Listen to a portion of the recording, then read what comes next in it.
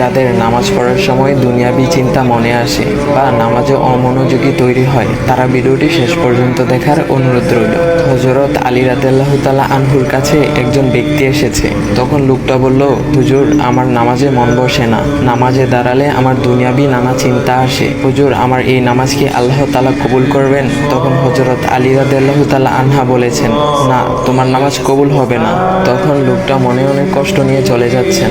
এমন সময় রাসূল সাল্লাল্লাহু আলাইহি ওয়াসাল্লাম এসে হযরত আলী রাদিয়াল্লাহু তাআলা আনহুকে জিজ্ঞাসা করলেন, ইয়া আলী, আপনার কাছে লোকটা কেন এসেছিল?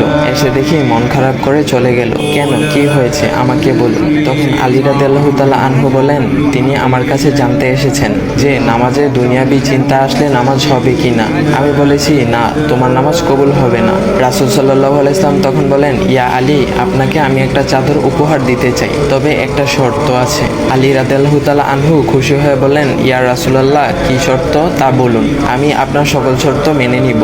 বুঝতেই তো পারছেন রাসূল সাল্লাল্লাহু আলাইহি ওয়াসাল্লামের চাদর বলে কথা। তখন রাসূল সাল্লাল্লাহু আলাইহি ওয়াসাল্লাম বললেন, ইয়া আলী, আপনি যদি এই মুহূর্তে 2 রাকাত নামাজ একনিষ্ঠভাবে পড়তে পারেন দুনিয়াবি সকল চিন্তা দূর করে, তাহলে আমি আপনাকে সেই চাদরটি উপহার দেব।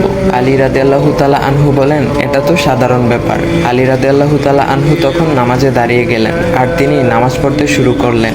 এমন সময় তার মনের মধ্যে শুধু ভাবনা চিন্তা আসতে শুরু করলো, আচ্ছা, আমাকে যে রাসূল সাল্লাল্লাহু আলাইহি ওয়াসাল্লাম যে চাদরটা দিবেন, সেটা কি ফাতিমার চাদর নাকি রাসূল সাল্লাল্লাহু আলাইহি ওয়াসাল্লামের? আচ্ছা, চাদরখানা দেখতে কেমন হবে?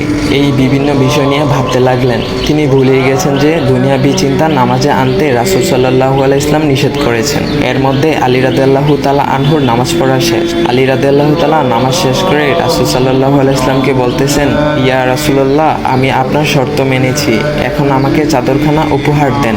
রাসূল সাল্লাল্লাহু আলাইহি ওয়াসাল্লাম বলেন, ইয়া আলী, আপনি কি একনিষ্ঠভাবে দুনিয়াবি চিন্তামুক্ত ছাড়া 2 রাকাত নামাজ পড়েছেন? তখন আলী রাদিয়াল্লাহু তাআলা আনহা মুচকি হেসে বললেন, না ইয়া রাসূলুল্লাহ, আমি আপনার চাদর নিয়ে অনেক কিছুই ভেবেছি।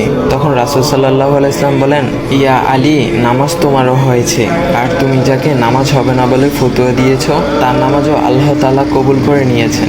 শোনো আলী, দুনিয়াবি চিন্তা দ্বারা নামাজ বাতিল হয় না, নামাজ মহান আল্লাহ তাআলা কবুল করে নেন। সকল ফরজ নিয়ম কানুন মেনে নামাজ পড়লে নামাজ হবে ইনশাল্লাহ। তবে আমাদের সকলের উচিত নামাজ আদায় করার সময় একমাত্র আল্লাহকে স্মরণ করে নামাজ আদায় করা। নামাজে দাঁড়ালে দুনিয়াবি চিন্তা মাথায় আসে, এটা শয়তানের একটা ফাঁদ।